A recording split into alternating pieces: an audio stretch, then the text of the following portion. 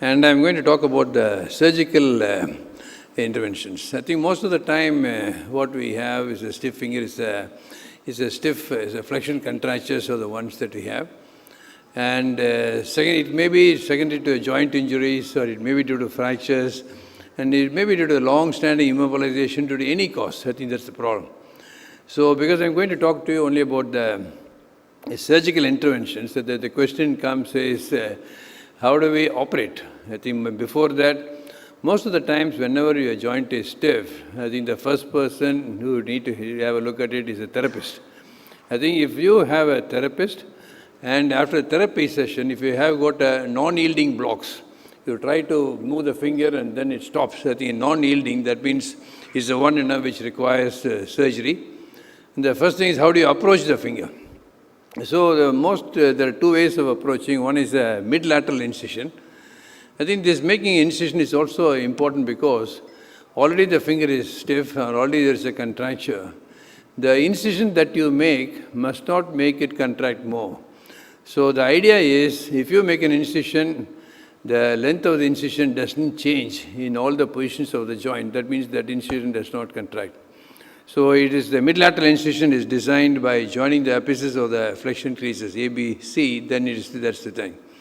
So when you make a mid-lateral incision and you are going to approach the joint and the structures could be approached by two ways. One is the route A, where you, beyond the skin, you go to the volar, to the neurovascular bundle, or one is the dorsal. I think most of the times we use the dorsal approach.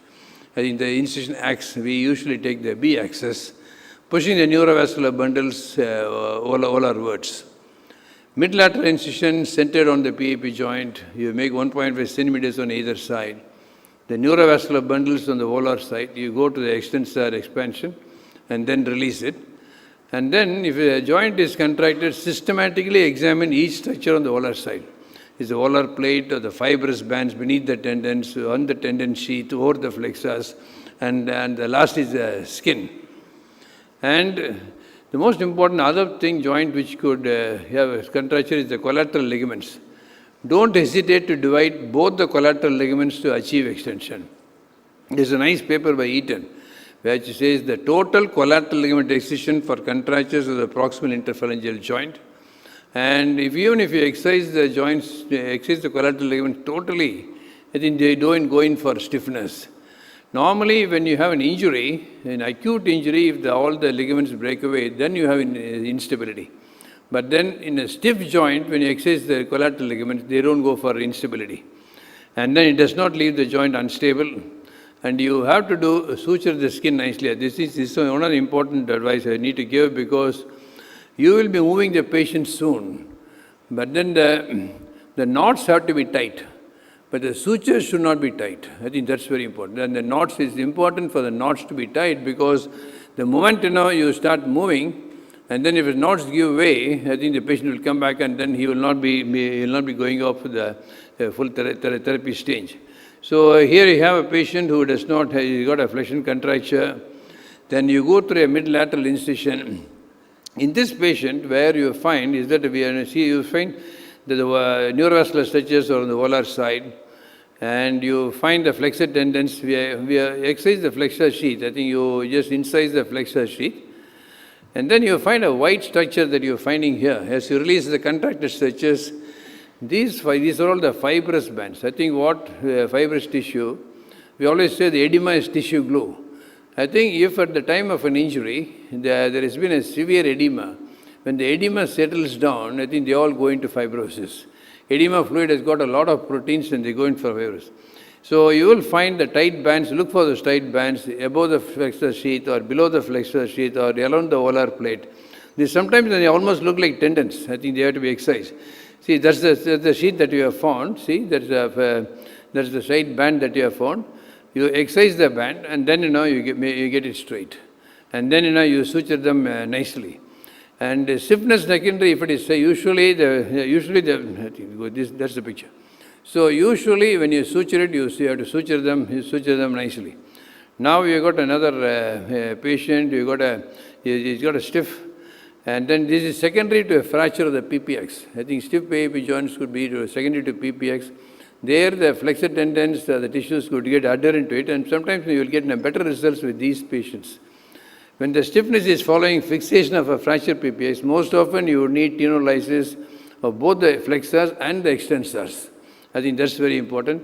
In these conditions where you need to do a tenolysis of both, if it is due to a fracture, I prefer a Bunner incision on the volar side and a longitudinal incision on the dorsum of the PIP joint. I think in that way, you got more access to the extensors and to the flexors.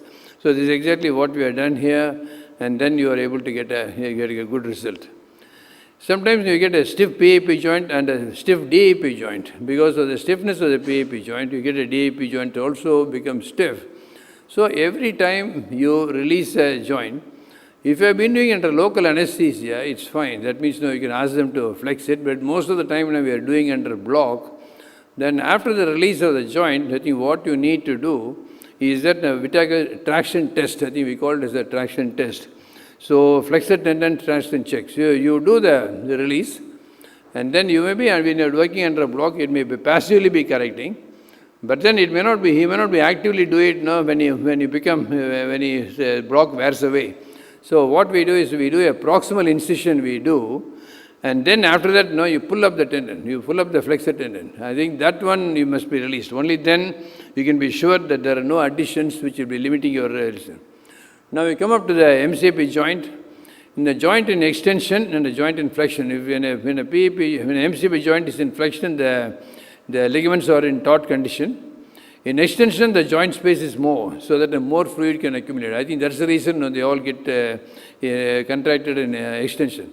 In flexion, the joint surfaces are so close to each other. So releasing the MCP joint contracted in flexion is easy because the ligaments are taut. The capsule and the ligaments are in stretch is easy, whereas in a flexed one it's difficult. Now in India, most of the times you get in a burn contractures and you get a joint release. And when you release, what is really important is that you must make the surface of the proximal interphalangeal, when the proximal phalanx glide the MCP joint. Otherwise, what would happen is they just buckle up. I think that's the problem. So here you find almost the joints getting dislocated. And then what you need to do is that when you do that, you need to create a space and then you need to do. So identify the sagittal band, go beneath and divide the dorsal capsule. We'll then enter into the joint. Introduce a sharp knife into the joint and by lateral sweep divide the collateral ligaments. Make a pocket for the articular surface of the base of the proximal phalanx to slide down and flex and release the dorsal contraction of the fingers. After release the raw area may need a flap, do not hesitate to put a flap. I think most important is that you must achieve primary wound healing. In single fingers we use a longitudinal incision, and then if you got multiple fingers we use the transverse incision. I think the same boy, I think what you have is that it is severely contracted, you get this. Most difficult get it in the little finger, but even then you follow the same things. So to summarize, knowledge of the anatomy and precision surgery can often give very gratifying results. Thank you so much.